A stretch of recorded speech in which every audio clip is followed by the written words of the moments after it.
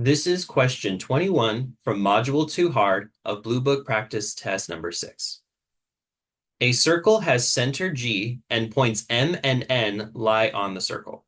Line segments MH and NH are tangent to the circle at points M and N respectively. If the radius of the circle is 168 millimeters and the perimeter of quadrilateral GMHN is 3,856 millimeters, what is the distance in millimeters between points G and H? The first step to solving this problem is to sketch a picture from the information given in the problem. A circle has center G. So for easier calculations, let's put G at the origin. And it is a circle, so let's put a circle as a center at G. Like that. Points M and N lie on the circle. Doesn't specify specifically where, so we can put M and N wherever we want. Let's put M here. Let's put N here.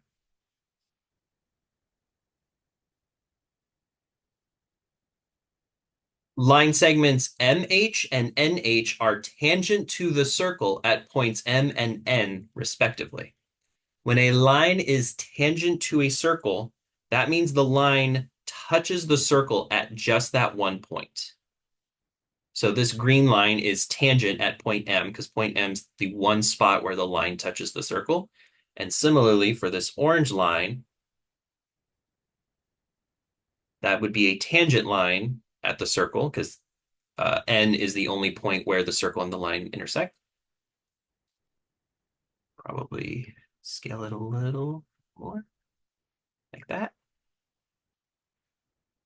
And because both MH and NH share the coordinate H, MH and NH, that must mean that the points where these two lines intersect right here is point H.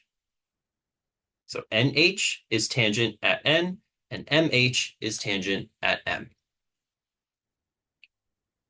It is said that the radius of the circle is 168 millimeters, and conveniently, two radii can be drawn from G to M and from G to N.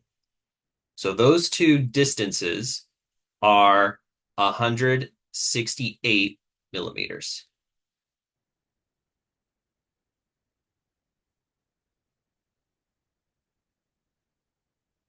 Quadrilateral GMHN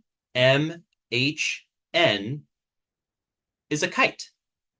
So if you know the properties of a kite, you could also solve this problem.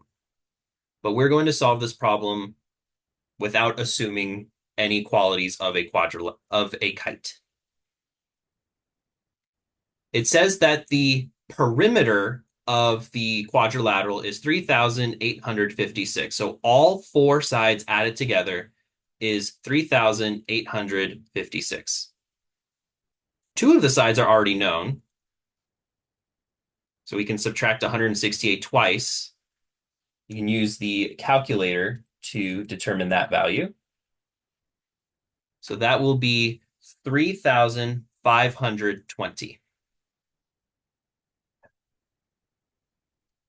Because these two lines, MH and NH, are tangent to the circle and they both come from point H, that means the distance from M to H is the same as the distance from N to H. In other words, these two side lengths are congruent.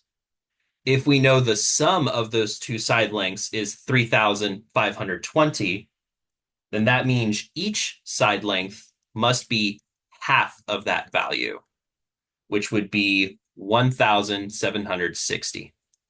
So these two side lengths are 1,760. The question is asking for the length of the segment from G to H. Notice that when this segment is drawn, we have two triangles.